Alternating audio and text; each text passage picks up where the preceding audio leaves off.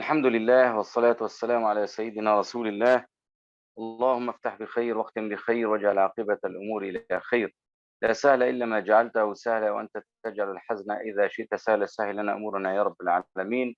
طبتم وطاب ممشاكن وتبوأتن من الجنة منزلا.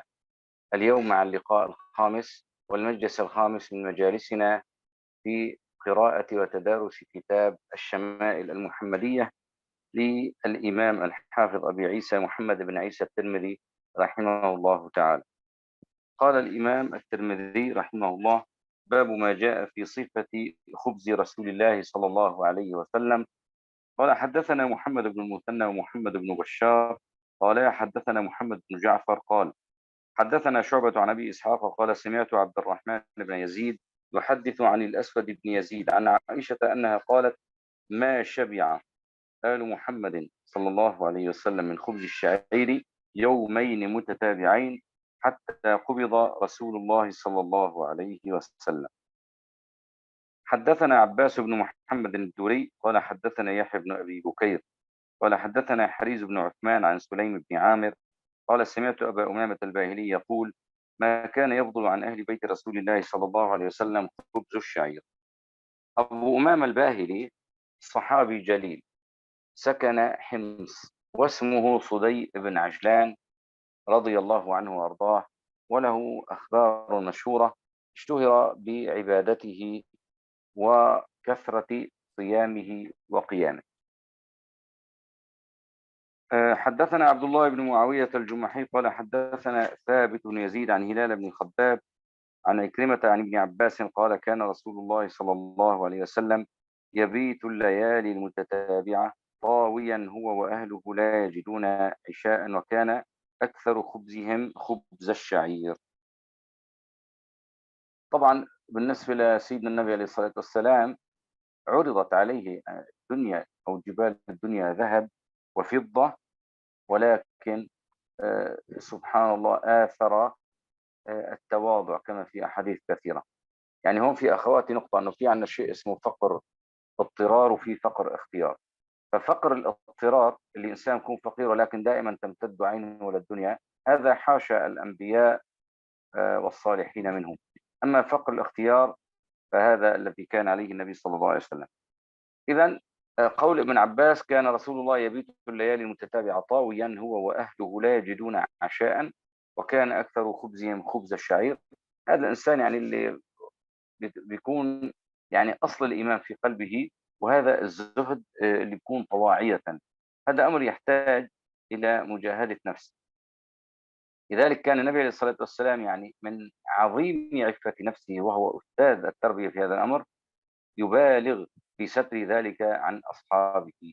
طيب كيف يعرفون أنه كان يبيت طاويا وهو أهل بيته؟ وهي أيضا شغلة عظيمة جدا، أن أمور النبي عليه الصلاة والسلام كانت واضحة للصحابة، ما في شيء مخبى حتى يكون حسن الاتباع.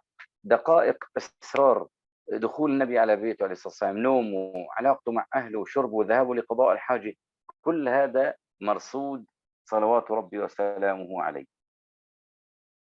طيب، حدثنا عبد الله بن عبد الرحمن قال حدثنا عبيد الله بن عبد المجيد الحنفي قال حدثنا عبد الرحمن بن عبد الله بن دينار قال حدثنا أبو حازم عن سهل بن سعد أنه قيل له: أكل رسول الله صلى الله عليه وسلم النقي، يعني الحوار. فقال سهل: ما رأى رسول الله صلى الله عليه وسلم النقي حتى لقي الله.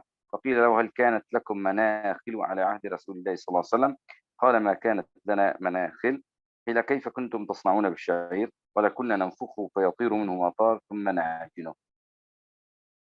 هون سهل بن سعد صحابي ابن صحابي، فهو وأبوه صحابيان، وسهل بن سعد هو آخر من مات من الصحابة بالمدينة. قالوا: هل أكل رسول الله صلى الله عليه وسلم النقي؟ النقي يعني الخبز المنخول مثل هذا اللي عم ناكل، يعني تقريبا قريب من الخبز في عندنا خبز خالي وبعدين الخبز الأبيض. فهن يعني الخبز النقي المنقى من خالته اللي بيكون فيه طراوي. فقال إنه ما أكله. طيب، لما قال يعني الحوار، هو هذا شرح من راوي، ما هو من قول الصحابي، ما هو من قول سهل. هو قال نقي، ولكن الحوار هو قول أحد الشراح، اللي هو مقصود الدقيق الأبيض أو المنخول من خلاصة الدقيق. تمام. فقال ما رأى رسول الله صلى الله عليه وسلم النقي، يعني على زمانه حتى نفى رؤيته لهذا الأمر. طيب في أحد بحب يقرأ أيضا مشان باب المشاركة إن أحببتن القراءة؟ فيني أقرأ أستاذ؟ إيه طبعا تفضلوا الأخت إن شاء الله. خديجة كانوا يا فتاة خديجة ولا منى؟ التي تكلمت. طب إيه تفضل يا أخت خديجة وأنا بعدك إن شاء الله. لا بأس لا بأس، كل أخت تقرأ 5 أحاديث. 151 ابدأ. إيه عندكم شد الرقم؟ أنا عندي 147. نعم 151. أنا فاتح إنه قدامي 3 نسخ، فعذرا منكم، واحدة شرح، واحدة طبعة ابن الجوزي، وواحدة الطبعة اللي أنتم فاتحين. يا نحن فتاح طالع عنا 151. حدثنا تمام. محمد بن بشار. نعم حدثنا تفضل. محمد بن بشار أخبرنا معاذ بن هاشم أخبرني أبي أبي عن يونس عن قتادة عن أنس بن مالك رضي الله عنه قال ما أكل نبي الله صلى الله عليه وسلم على خوان ولا في كرجة. سكروجة نعم سكروجة ولا خبز له مرقق. قال فقلت لقتادة فعلى ما كان يأكلون؟ قال على هذه السفرة. السفر. نعم. السفرة. قال محمد بن بشار يونس هذا الذي روى عن قتادة هو يونس الإسكاف. نعم أكمل؟ حدثنا محمد بن بشار، بس لحظة، يعني دائما كل حديث نقف دقيقة إذا في تعليق. قال حدثنا معاذ بن هشام، تمام. حدثني أبي وهو هشام عن يونس عن قتادة التابعي عن أنس بن مالك الصحابي رضي الله عنه. أنس بن مالك تذكرون هو خدم النبي صلى الله عليه وسلم، فلذلك بخدمته لرسول الله صلى الله عليه وسلم هو قريب. فحينما يقول لنا أنس أن النبي فعل كذا هذا أمر. فقال ما أكل النبي صلى الله عليه وسلم على خوان. الخوان هيك بالكسر هو مثل نحن بنقول الطاولة، يعني شيء كانوا مثل خشبي يرتفع هيك قليلا يوضع عليه الطعام. فما أكل النبي عليه الصلاة والسلام على هي الشيء المرتفع اللي هو مثل الطاولة. ولا سكرجة. السكرجة هي إناء صغير يوضع فيه الشيء القليل المشتهى للطعام الهاضم، يعني مثل موضوع السلطات والمقبلات. لأنه النبي عليه الصلاة والسلام ما كان يحتاج لأمور تهضم ما كان يأكل ملء بطنه. هاي الأمور اللي بيقولوا هي بتهضم ومشتهيات. فكان النبي عليه الصلاة والسلام قال ولا خبز له مرقق. نعم اللي مر معنا قبل قليل. فقلت لقتادة فعلى ما كانوا يأكلون؟ قال على هذه السفر، على هذه السفر، يعني هي بتنحط على الأرض أو كذا نسميها السفر. نعم تفضلي. قال محمد بن بشار يونس هذا الذي روى عن قتادة هو يونس الإسكاف. حدثنا أحمد بن منيع أخبرنا عباد بن عباد المهلبي عن مجالد عن الشعبي عن مسروق قال دخلت على دخلت. عائشة رضي نعم الله عنها فدعت لي بطعام وقالت ما أشبع من طعامي فأشاء أن أبكي إلا بكيت. قال قلت لما؟ قالت أذكر الحال التي فارق عليها رسول الله صلى الله عليه وسلم الدنيا والله ما شبع من خبز ولحم مرتين في يوم. نعم مسروق اللي هو التابعي الجليل. ومسروق هذا يعني هو كان لقب ولكن اشتهر به. فلما دخل على أم المؤمنين عائشة لما تبكين، فهي تذكر له الحال الذي كان على عصر النبي عليه الصلاة والسلام، وحال التخشع وعدم التوسع في المشتهيات. نعم الذي بعد.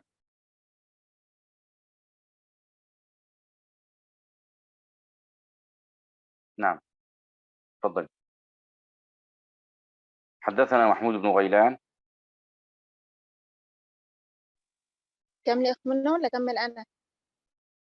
كم لي حديثين عشان يصيروا 4 أو 5.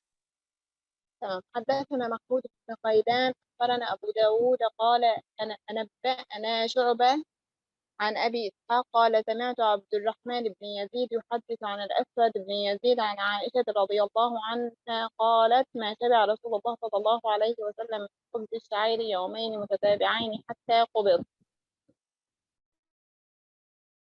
نعم. الحديث الذي بعده الأخير. حدثنا عبد الله بن عبد الرحمن أخبرنا عبد الله بن عمرو أبو معمر أخبرنا عبد الوارث عن سعيد بن أبي عروبة عن عروبة. قتادة أيوة عروبة. نعم. عروبة عن قتادة عن أنس رضي الله عنه قال ما أكل رسول الله صلى الله عليه وسلم على خوان ولا أكل خبزا منققا حتى مات. جزاكم الله خيرا. نعم تفضل الأخت منى. الله يبارك فيكم يا رب. باب ما جاء في صفة إدام رسول الله صلى الله عليه وسلم. حدثنا محمد بن سهل بن عسكر وعبد الله بن عبد الرحمن قال أخبرنا يحيى بن حسان حدثنا سليمان بن بلال عن هشام بن عروة عن أبيه عن عائشة رضي الله عنها أن رسول الله صلى الله عليه وسلم قال نعم الإدام الخل. قال عبد الله بن عبد الرحمن في حديثه نعم الأدم أو الإدام الخل. نعم. الإدام. نعم.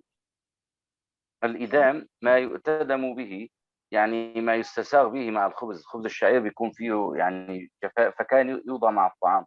مثل واحد اللي أنا عم نقول بياكل خبز ولبن، بياكل خبز وسلطة، قد يكون لحما قد يكون طعاما. فهون تخيلوا الخل على صعوبة أكله، ولكن النبي عليه الصلاة والسلام يقول نعم الإدام الخل. يعني شو كانت هي الحياة اللي كانت صعبة، ولكن ما كان هو الهدف الأول نقوله نحن عندنا، وإنما كانت وسيلة وليست غاية. وهذا من حال القرب مع الله عز وجل. الإنسان ما في عنده اهتمام. في زمن الغفلات تجد ناس يعني سبحان الله أكبر همهم الملهيات والمشتهيات والأمور. نعم. الذي بعده. حدثنا قتيبة حدثنا أبو الأحوص عن سماك بن حرب قال سمعت النعمان بن بشير رضي الله عنه يقول ألستم في طعام وشراب ما شئتم لقد رأيت نبيكم صلى الله عليه وسلم ما يجد من الدقل وما يملأ بطنه. حدثنا الدقل بفتحتين، ما يجد من الدقل ما يملأ بطنه. النعمان بن بشير الصحابي الجليل رضي الله تعالى عنه.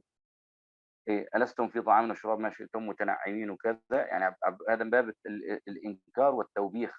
يعني شلون أنتم الآن في طعام وشراب دائما متنعمين؟ ذكروا الحال اللي كان لقد رأيت نبيكم صلى الله عليه وسلم في رواية والله ما يجد من الدقل. الدقل إيش هو؟ النوع الرديء جدا من التمر. الدقل هو النوع الرديء جدا، يعني ما أردأ وأقل أنواع التمر ما كان يوجد ما يملأ بطن النبي منه صلى الله عليه وسلم. نعم.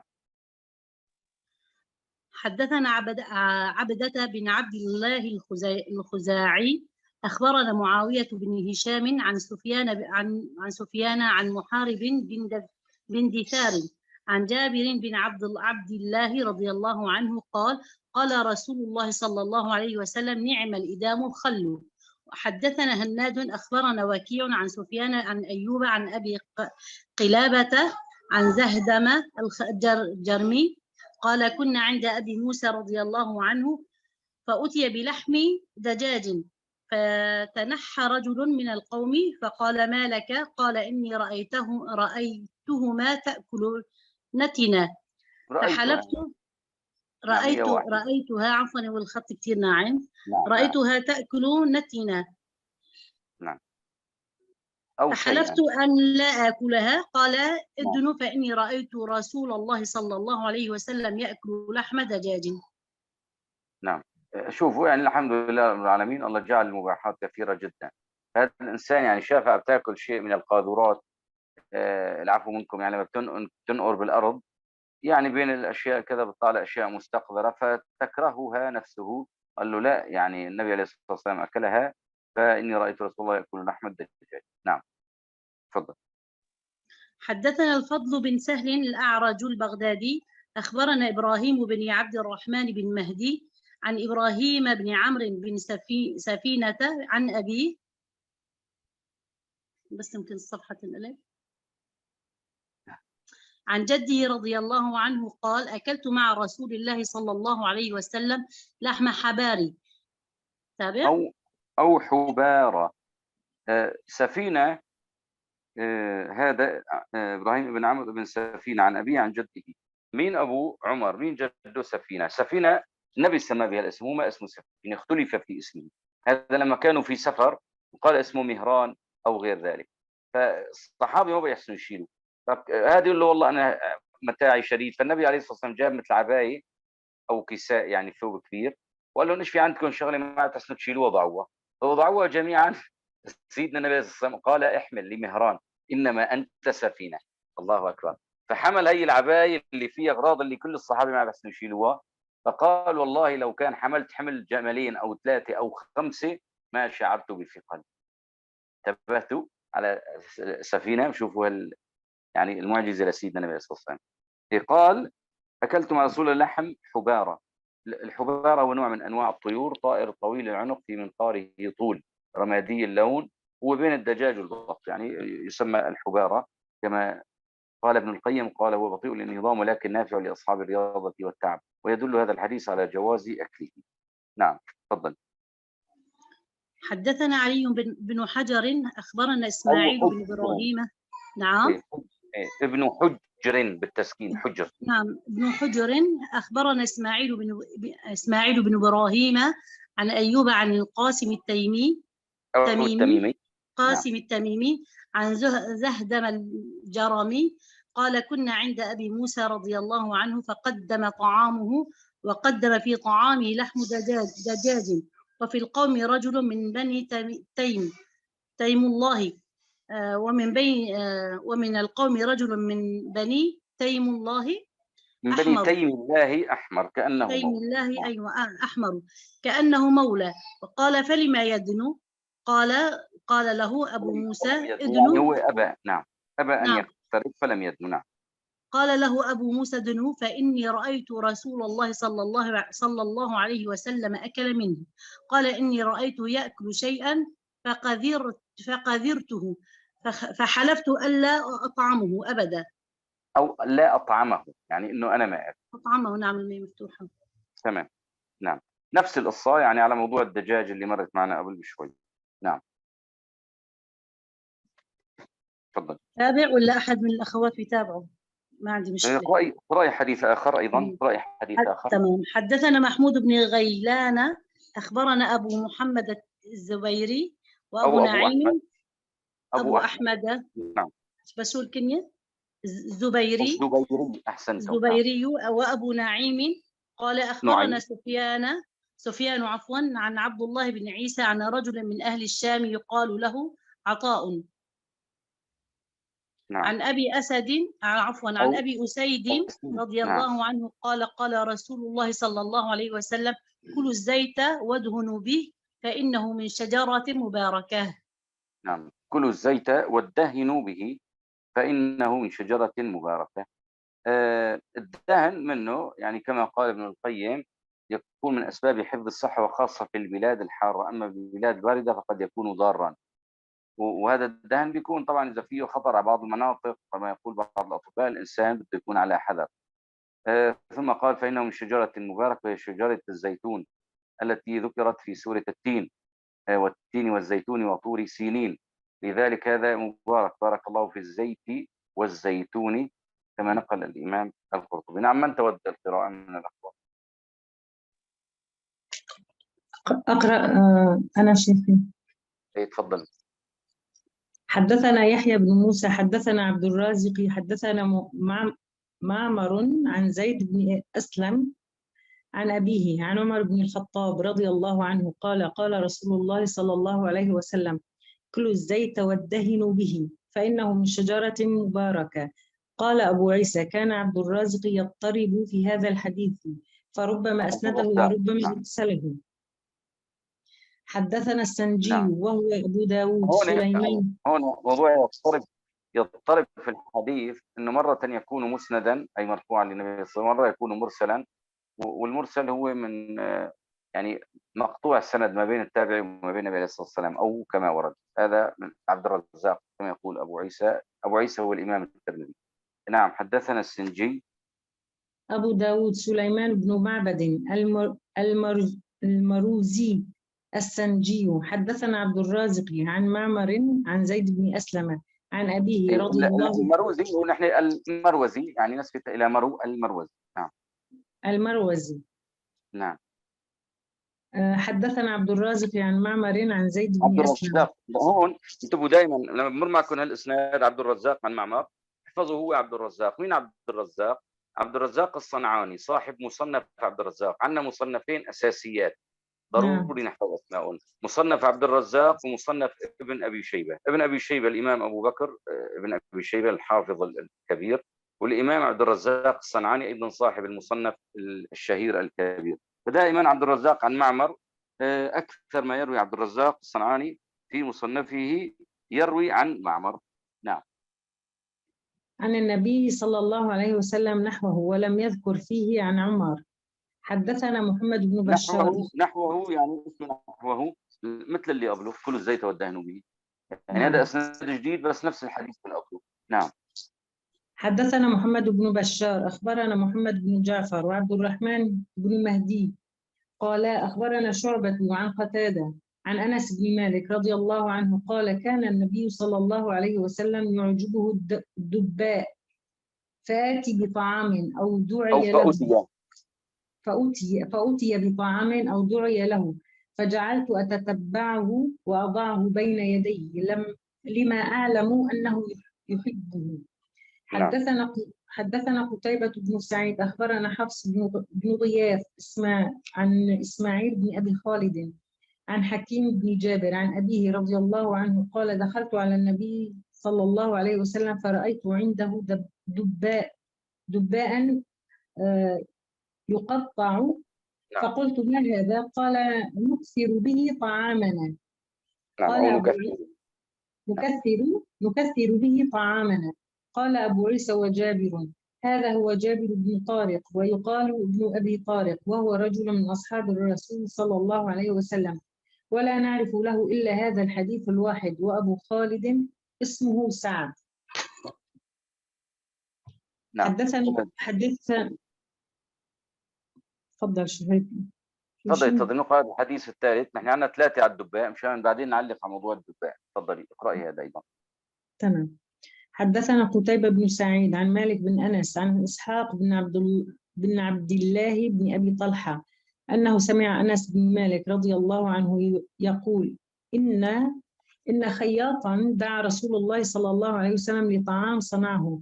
قال أنس فذهبت مع رسول الله صلى الله عليه وسلم إلى ذلك الطعام فقرب إلى رسول الله صلى الله عليه وسلم خبزا من شعير ومرقا فيه دباء وقديد. قال أنس فرأيت النبي صلى الله عليه وسلم يتتبع الدباء حوالي القصعة فلم أزل أحب الدباء من يومئذ. نعم. الدباء هكذا له بضم الدال مع التجديد الدباء، فهو القرع نفسه مثل القرعة الكبيرة اللي نشوفها أحيانا نحن، وهو شجر اليقطين المذكور في القرآن نفسه أيضا اليقطين وأنبتنا عليه شجرة من يقطين، لكن كلمة اليقطين أعم. إذن كل شجرة لا تقوم على ساق من هذا الدباء كالقثاء والخيار. طيب هذا الدباء كان النبي عليه الصلاة والسلام يحبه. قيل من أسباب يحب أنه هذا يعني فيه فوائد من زيادة العقل والرطوبة والسريع الانفجار وسهل الهضم ويقطع العطش ويذهب الصداع. كثير ذاكرين فيه فوائد سبحان الله. هو موضوع القرعة، هي القرعة الكبيرة اللي تنطبخ، أنت ممكن تطبخيها بزيت تطبخيها بلحمة. المهم سبحان الله يعني كثير من مشايخنا كان يراها من باب انه كان النبي يحبه فصاروا يحبوه. فبقول لك نكثر به طعامنا، فكانوا يجيبوا يقسموه يعني اذا بدك تطبخي مثلا فاصوليا فياخذ شوي يحط فوقها. شوف هذا كله من بركه الشيء الذي يحبه النبي صلى الله عليه وسلم. نعم. من تود ان تقرا ايضا؟ اقرا انا شيخي. تفضلوا. الاخت ظلال. نعم تفضلوا. حدثنا أحمد بن إبراهيم الدورقي وسلمة نعم. الدورقي وسلمة بن شعيب ومحمود بن بن غليان قالوا أخبرنا أبو أسامة عن هشام بن عروة عن أبيه. نعم. عن أبيه عن عائشة رضي الله عنها قالت كان النبي صلى الله عليه وسلم يحب الحلواء والعسل. حدثنا الحسن بن محمد نعم، بالنسبة الزعفراني. لموضوع الحلواء والعسل، يعني ورد أحاديث أنه النبي صلى الله عليه وسلم يحب الحلواء بشكل عام والعسل بشكل خاص. والأسماء يعني فقط لأجل ضبط الأخوات: أحمد بن إبراهيم الدورقي، سلامة بن شبيب، محمود بن غيلان. محمود بن غيلان أيضا كما ذكرت لكم مرة هو من يعني أشهر رواة الإمام الترمذي وغيره من أصحاب السنن، كثيرا ما يذكر محمد بن بشار، محمد بن جعفر، محمود بن غيلان وغيرهم من الأئمة. إذا الحلوى والعسل نحن نحفظهم هذول عشان نتذكر بعض الأكلات اللي سيدنا النبي صلى الله عليه وسلم كان يحبها. بيمر معنا بعد ذلك اللحم، مر معنا الدباء وهالأشياء هكذا. نعم تفضل. حدثنا الحسن بن محمد الزعفراني أخبرنا الحجاج بن محمد قال ابن جريج أو جريج. نعم. قال ابن جريج أخبرني محمد بن يوسف أن عطاء بن ياسر أخبره، أو يسار، عطاء بن يسار التابعي الجليل. نعم. أن أم سلمة رضي الله عنها أخبرته أنها قربت إلى رسول الله صلى الله عليه وسلم جنبا بالتسكين، جنبا مشويا. جنب جنب يعني مثل ما بقول هذا الإنسان شو نقول كتفه أو جنبه، يعني قطعة من تحت الإبط من الكتف، هذا هو الجنب. فجابوا له النبي صلى الله عليه وسلم يعني شيء من المشوي، من اللحم المشوي. نعم. جنب مشويا فأكل منه ثم قام إلى الصلاة وما توضأ. حدثنا موضوع ما توضأ هي في عليها قصة، يعني إنه موضوع لما أكلوا مرة لحم جزور وتوضأوا فكانوا إنه يعني انتظروا إنه دي يتوضأ شيء من لحم الغنم فما يتوضأ، فلذلك هنا عم يبين بيشرح إنه ما يتوضأ ولا يحتاج. نعم. وحتى ذاك موضوع الجمل يعني فيه تفصيل عند العلماء، بس الإشارة إنه ليش ما يتوضأ هذا السبب. نعم. لأنه أكل ما مسته النار لا لحم ينقض الجمل بده وضوء يعني؟ في قول عند العلماء بهذا الأمر. نعم، ما هو كلهم ولكن فيه خلاف. تمام. من أكل لحم جزور فليتوضأ. هناك من أخذ بهذا الحديث، هناك من قال لا. قول الأئمة الأشهر إنه ما مسته النار، كل ما مسته النار بالنسبة للشوي إن كان إبل ولا غيره لا ينقض وضوء. وفي قول إنه لحم الجمل ينقض، يعني فيه خلاف في الأمر هذا. نعم. حدثنا قتيبة أخبرنا ابن لاعية عن سليمان. لهيعة. هذا اسمه عبد الله ابن لهيعة، هيك اسمه عبد الله ابن لهيعة. هذا كان راوي مشهور جدا وكبير، وكان يعني سبحان الله يعني يروي آلاف الأحاديث. الإمام أحمد وغيره روى عنه، ولكن قالوا بعدين احترقت بعض كتبه فصابوا شيء من الاختلاط. فبعد الاختلاط يعني صار في إشكال فضعفت أحاديثه، واختلفوا العلماء كلام طويل انه ابن لهيعة هل كل احاديثه ضعيفه الا اللي بعد الاختلاط؟ منهم من قال لا احاديثه كلها ضعيفه، ومنهم من قال بعد الاختلاط، اللي هو امام جليل محدث كبير. هي طبعا اشاره انه بدي مر عليكم انه في علماء كتبوا ابحاث خاصه في ابن لهيعة، عبد الله ابن لهيعة رحمه الله. نعم. عن سليمان بن زياد عن عبد الله بن الحارث رضي الله عنه قال أكلنا مع رسول الله صلى الله عليه وسلم شواء في المسجد. نعم. حدثنا محمود بن غليان أخبرنا وكيع. غيلان. أيوة. نعم. محمود بن غيلان أخبرنا وكيع أخبرنا مسعر عن أبي صخرة جامع بن شداد عن المغيرة بن عبد الله عن المغيرة بن شعبة قال ضفت مع رسول الله صلى الله عليه وسلم ذات ليلة فأوتي بجنب مشوي ثم أخذ الشفرة، لا واضحة عليه هنا، ثم أخذ الشفرة فجعل يحز فحز لي بها منه. نعم. قال فجاء بلال رضي الله عنه يؤذنه بالصلاة، فألقى الشفرة فقال ما له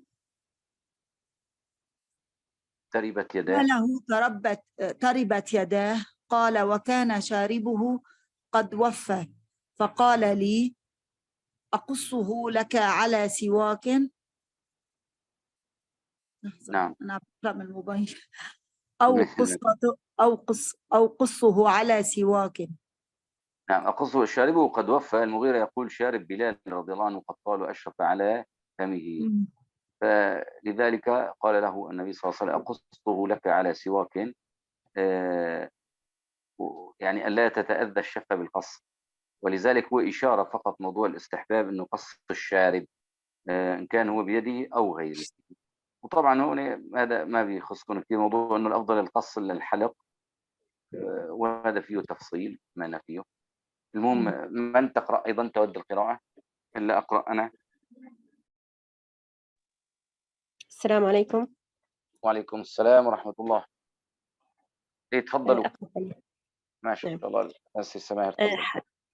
حدثنا واصل بن عبد الأعلى أخبرنا محمد بن الفضيل عن أبي حيان التيمي عن أبي زرعة عن أبي هريرة رضي الله عنه قال أوتي النبي صلى الله عليه وسلم بلحم فرفع إليه الذراع وكانت تعجبه فنهس منها.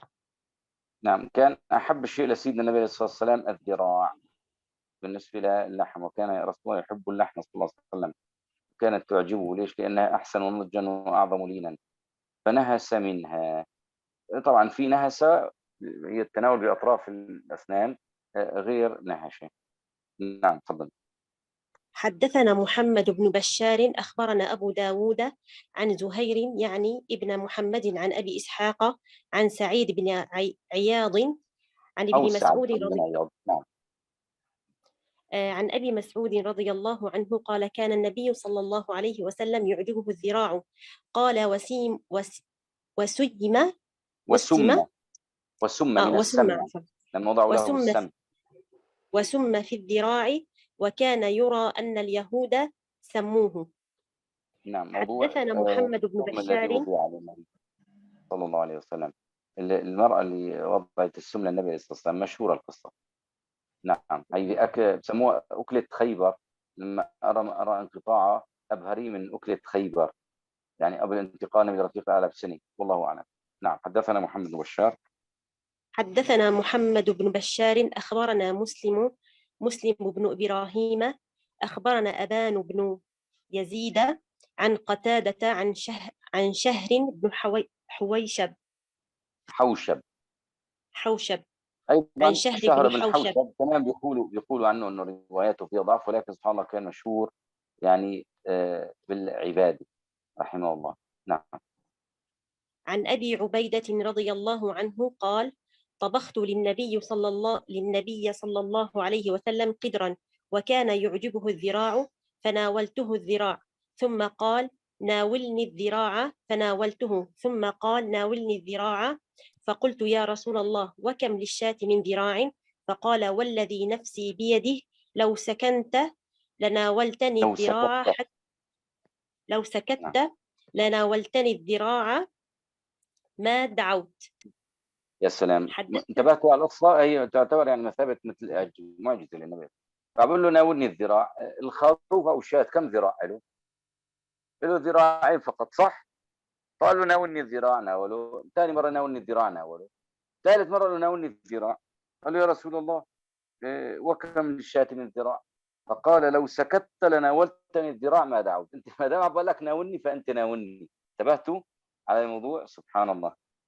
نعم. هي من هيك مثل ما بيقولوا فيوض وعطايا الله لسيدنا النبي عليه الصلاة والسلام. نعم. حدثنا الحسن. حدثنا الحسن بن محمد الزعفراني أخبرنا يحيى بن عباد عن فليح بن سليمان أخبرني رجل من بني عباد يقال له عبد الوهاب بن يحيى بن عباد عن عبد الله بن الزبير. نعم. عن عائشة رضي الله عنها قالت: ما كان الذراع أحب اللحم إلى رسول الله صلى الله عليه وسلم، ولكنه لا يجد اللحم إلا غبا. واضحة عندي غبا غبا. إلا نعم. غبا، فكان يجعل إليها أو يعجل. فكان يعجل إليها لأنها أعجلها نضجا.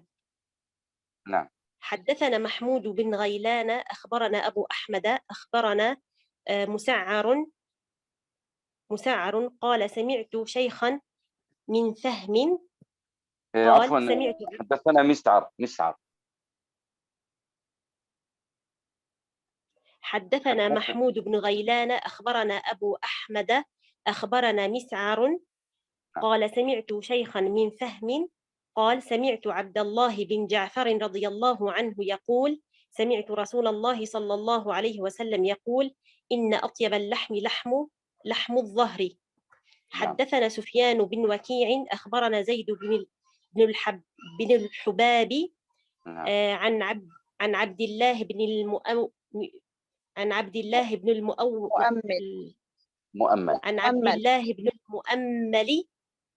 عن ابن أبي مليكة نعم. عن عائشة رضي الله عنها أن النبي صلى الله عليه وسلم قال: نعم الإيدام الخل. حدثنا أبو كريب محمد بن العلاء أخبرنا أبو بكر بن عياش عن ثابت عن أبي حمزة الثملي نعم. نعم. عن الشعبي عن أم هانئ رضي الله عنها قالت: دخل